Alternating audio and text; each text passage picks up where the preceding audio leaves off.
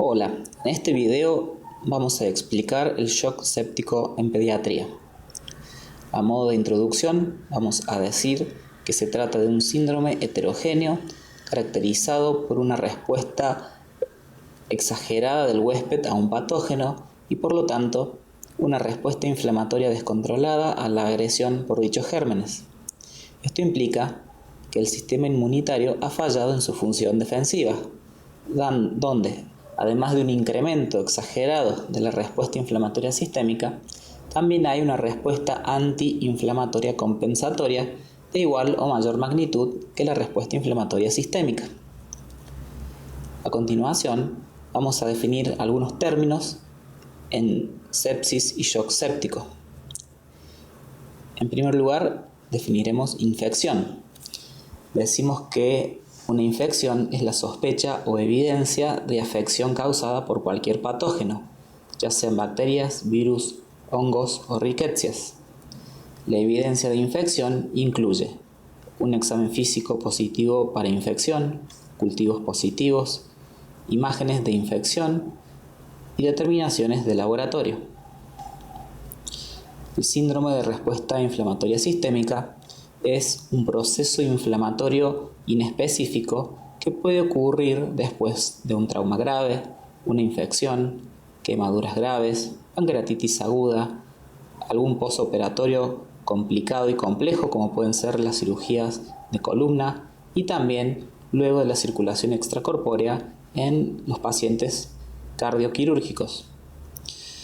La respuesta inflamatoria sistémica debe reunir al menos dos de los siguientes 4 criterios. En primer lugar, una temperatura central mayor a 38.5 grados centígrados o menor a 36 grados centígrados, es decir, fiebre o hipotermia. Un recuento leucocitario mayor a 15.000 o menor a 5.000 o un aumento en el 10% de las formas inmaduras. Taquicardia o bradicardia para la edad y taquipnea o bradipnea para la edad, o también la necesidad de asistencia respiratoria mecánica.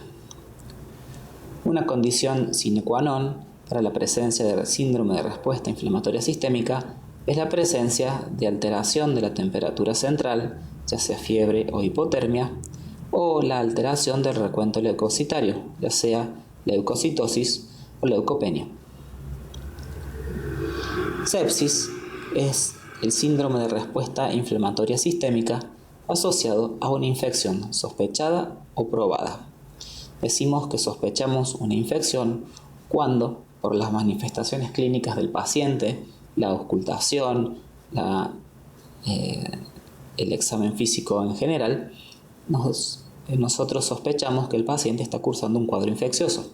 Por ejemplo, si el paciente se presenta con un cuadro febril de varios días de evolución, con tos, con dificultad para respirar, está taquipnéico, presenta dolor en puntada de costado y a la auscultación nos encontramos con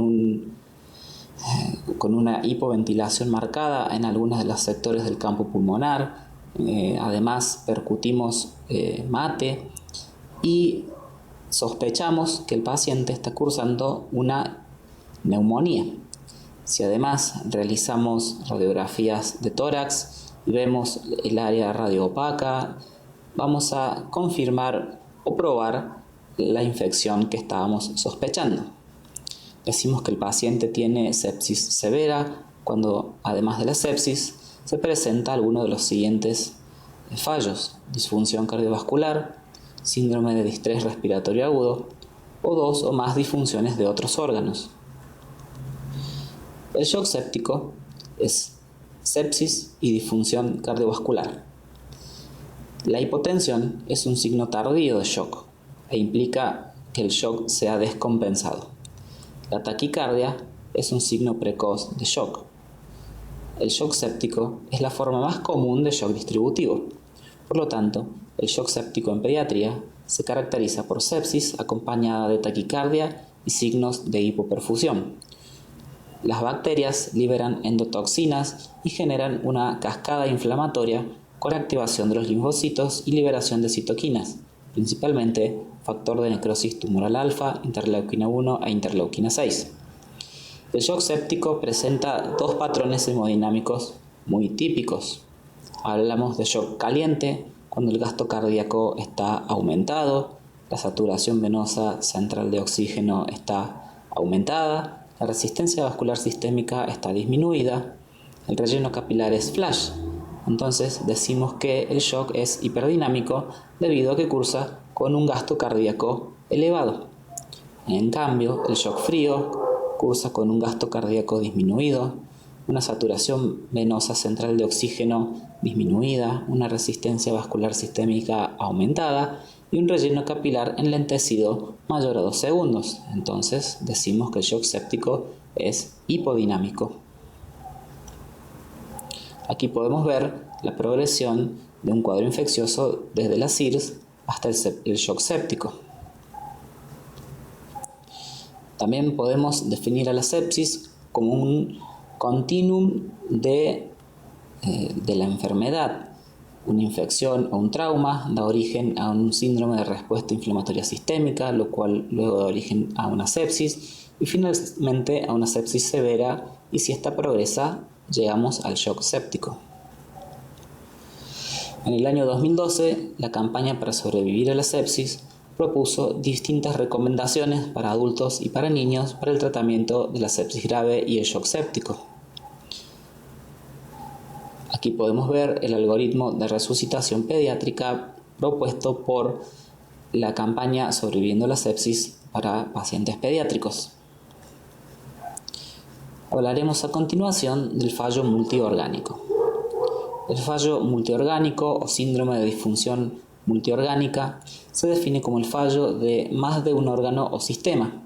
Incluimos la disfunción cardiovascular, la disfunción respiratoria y el distrés respiratorio agudo, la disfunción neurológica, la disfunción hematológica o fallo de la coagulación, la disfunción renal o insuficiencia renal aguda y la disfunción hepática o fallo hepático.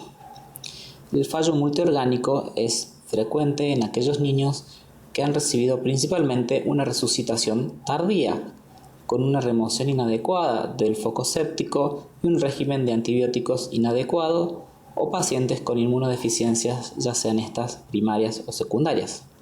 A mayor número de órganos disfuncionantes, mayor será la mortalidad del paciente.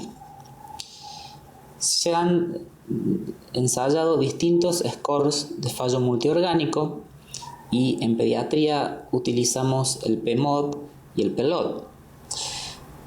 Estos puntajes surgieron con el objetivo de describir y cuantificar las complicaciones clínicas de los pacientes en terapia intensiva pediátrica y su posterior evolución. Como pueden apreciar, tanto el PMOD como el PELOD evalúan distintas variables de cada sistema y luego se le otorga un puntaje al paciente, y de acuerdo al puntaje será la gravedad y las posibles complicaciones a largo plazo. La disfunción cardiovascular es aquella que, a pesar de la administración de fluidos hasta 40 o 60 mililitros por kilo en más de una hora, el paciente continúa presentando hipotensión y necesidad de drogas vasoactivas, además de la presencia de dos o más de los siguientes criterios: acidosis metabólica, acidosis láctica, oliguria, relleno capilar lento, más de 5 segundos, temperatura diferencial mayor a 3 grados. La disfunción respiratoria y el distrés podemos definirlo de la siguiente manera. La disfunción respiratoria incluye una PAFI menor a 300 en ausencia de cardiopatía o enfermedad pulmonar previa, una presión arterial de dióxido de carbono mayor a 65 milímetros de mercurio o un aumento de 20 milímetros de mercurio con respecto a su basal, necesidad de FiO2 mayor al 50% para lograr una saturación mayor o igual al 92% o necesidad de ventilación mecánica, ya sea esta invasiva o no invasiva. El distrés lo vamos a definir según el consenso de Berlín. La disfunción neurológica es aquella que se presenta cuando el paciente tiene un Glasgow menor o igual a 11 o un cambio agudo en el nivel de conciencia con una caída del Glasgow mayor o igual a 3 puntos. La disfunción hematológica o fallo de la coagulación se presenta cuando las plaquetas tienen un recuento menor a 80.000 por milímetro cúbico o en un paciente previamente internado se presenta una caída del 50% del valor previo o basal. También se considera disfunción hematológica un RIN mayor a 2. La disfunción renal o fallo renal agudo se cuantifica con la creatinina. Un aumento de la creatinina más de 2 veces el límite superior para la edad es un criterio para disfunción renal. La disfunción hepática se cuantificará de acuerdo a la bilirrubina total y el valor de las transaminasas.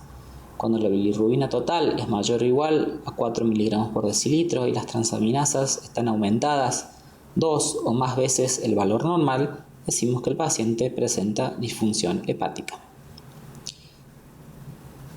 Hablaremos a continuación de lo que es el tratamiento del shock séptico guiado por metas propuesto por Rivers y colaboradores, y también hablaremos de la resucitación mediante el usual care o los cuidados habituales. La Early Goal Directed Therapy in the Treatment of Severe Sepsis and Septic Shock, propuesta por Immanuel Rivers y colaboradores, concluye que la terapia de resucitación guiada por metas en los estadios precoces de la sepsis severa y el sepsis shock es superior a los cuidados usuales y a la reanimación guiadas por metas clínicas, y el paciente se ve beneficiado en forma temprana de la resucitación del shock séptico y la sepsis severa. El protocolo de Rivers incluye la monitorización invasiva de la tensión arterial y de la presión venosa central, para lo cual se requiere una vía arterial y una vía venosa central. El protocolo de Rivers se mide en las primeras 6 horas, en el cual la presión arterial media debe ser normal, medida por métodos invasivos. La PVC debe ser mayor a 8, lo que incluye la necesidad de un catéter venoso central, así como la saturación venosa central de oxígeno en la vena cava superior mayor a 70% mediante la utilización de fluidos inotrópicos, lo cual también requiere la necesidad de catéter venoso central para su medición. La hemoglobina mayor a 10% y un hematocrito mayor a 30 y la utilización de drogas vasoactivas. Observemos el gráfico de la izquierda. El paciente a su ingreso recibe suplementación de oxígeno o intubación endotraqueal y ventilación mecánica. Se le coloca un catéter venoso central y se le cateteriza una arteria para medición de la presión arterial invasiva. Se induce pseudoanalgesia, parálisis o ambos, en el caso de que el paciente esté intubado, y se comienzan a medir las variables. Si la presión venosa central es menor a 8, utiliza cristaloides o coloides. Si el objetivo de presión venosa central es de 8 a 12 milímetros de mercurio, se monitoriza la presión arterial media. Como se trata de pacientes adultos en guardia central, la presión arterial media se midió como menor a 65 o mayor a 90 para considerar que el paciente estaba en estado de shock. A partir de aquí, si se cumple con estos valores, el paciente requiere agentes vasoactivos. Si la presión arterial media es menor a 90 y mayor a 65, el paciente está logrando su objetivo de resucitación y se continúa con la medición de la saturación venosa central de oxígeno. Si la misma es menor al 70%, el paciente requiere la necesidad de ser transfundido con células rojas, es decir, con glóbulos rojos, hasta obtener un hematocrito mayor al 30%. Si luego de la transfusión de glóbulos rojos la saturación venosa central es mayor al 70%, hemos logrado el objetivo de resucitación y el paciente es admitido al hospital. Si luego de la transfusión de glóbulos rojos la saturación venosa central continúa por debajo del 70%, el paciente requiere de agentes inotrópicos. Si los agentes inotrópicos logran una saturación venosa central de oxígeno mayor o igual al 70%, se ha logrado el objetivo de resucitación y el paciente es admitido. En caso de no lograr los objetivos planteados, se reinicia el ciclo a partir de la medición de la presión venosa central, la presión arterial media, saturación venosa central de oxígeno, hasta lograr el objetivo de resucitación. Cuando las demandas metabólicas están aumentadas, la mitocondria extrae más oxígeno de la sangre arterial para mantener su producción de ATP. Recordemos que el paciente en shock presenta una disoxia, es decir, una disminución en la oferta de oxígeno a nivel celular y la mitocondria no puede realizar la transformación del piruvato a ATP y la utilización de protones en la cadena respiratoria para formar también ATP. Por lo tanto, hay una mayor extracción de oxígeno arterial y la saturación venosa será menor al 70%. Esto nos habla de un shock frío. Alcanzar una saturación venosa central de oxígeno mayor al 70% reduce la mortalidad en un 50%. Si la saturación venosa central de oxígeno es mayor al 70%, pero hay taquicardia, hablamos de shock criptogénico, es decir, el paciente todavía necesita fluidos y o drogas vasoactivas. Vamos a hablar ahora del tratamiento del shock séptico en forma habitual o también llamado usual care.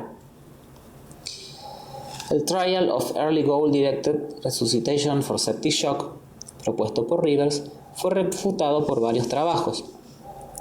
Este estudio de la New England Journal of Medicine no encuentra diferencias a 90 días en cuanto a mortalidad entre los cuidados habituales del shock y la terapia guiada por metas propuesta por Rivers. Sin embargo, encontró una disminución de la mortalidad entre el 29% en comparación con un esperado del 40%. Esto sorprendió a los autores, ya que la muerte a los 90 días fue mucho menor de la esperada en los pacientes tratados con usual care en el shock séptico. Otros trabajos también proponen que el trabajo de Rivers o el protocolo de Rivers no reduce la mortalidad en mayor cantidad que los cuidados habituales en el shock séptico cuando el diagnóstico es temprano. La resucitación guiada por metas o usual care se basa principalmente en las metas clínicas. Cuando resucitamos un paciente en shock séptico mediante líquidos, drogas vasoactivas y corticoides, lo que buscamos es un sensorio normal, una frecuencia cardíaca normal, una presión de unos pulsos periféricos y pulsos centrales normales, un relleno capilar menor a 2 segundos y una diuresis mayor a 1 mililitro kilo hora. En cuanto a las restantes metas, lo más importante es lograr una saturación venosa central de oxígeno mayor al 70% y un láctico menor a 2 milimoles por litro o 20 miligramos por decilitro. Si el paciente continúa con una saturación venosa central del 70%, requiere la transfusión de glóbulos rojos. A su vez, si el paciente presenta un hematocrito menor a 30% y una hemoglobina menor a 10 miligramos por decilitro, debe indicarse la transfusión de glóbulos rojos. Muchas gracias, nos vemos en las próximas clases.